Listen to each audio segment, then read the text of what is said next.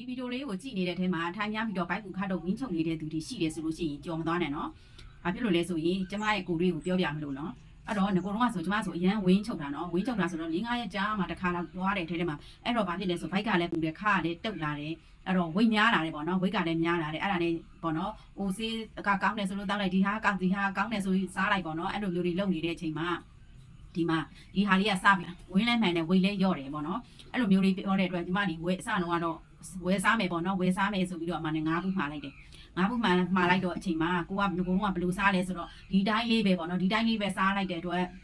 တစ်ဘူးနဲ့လည်းအစင်မပြေနှစ်ဘူးနဲ့လည်းအစင်မပြေပေါ့နော်နောက်ငါဘယ်လိုလုပ်ရင်ကောင်းမလဲဆိုပြီးတော့ဒီယူလေးကိုပေါ့နော်ပျော်တောက်လိုက်တယ်ပေါ့နော်ပျော်တောက်လိုက်တဲ့အချိန်မှာလေးတော်တော်လေးကိုအစင်ပြေသွားတယ်အဲ့ဒီနောက်ပိုင်းမှာပေါ့နော်တော်တော်လေးကိုအစင်ပြေသွားတော့ဒီယူလေးကိုရောင်းမယ်ဆိုပြီးတော့တွေးလိုက်တော့အခုရောင်းပြတယ်ပေါ့နော်ဒါအခုရောင်းပြနေပါတယ်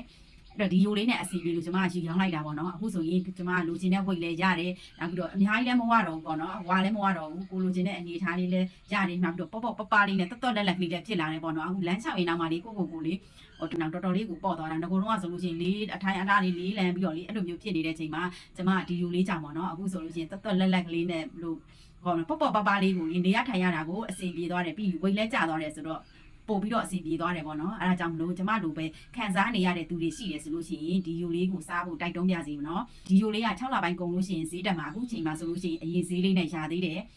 မှာပြီးတော့မှာလို့ရတယ်အသေးစိတ်သိကျင်တယ်ဆိုလို့ရှိရင်လည်းလာပြီးတော့မေးလို့ရတယ်နော်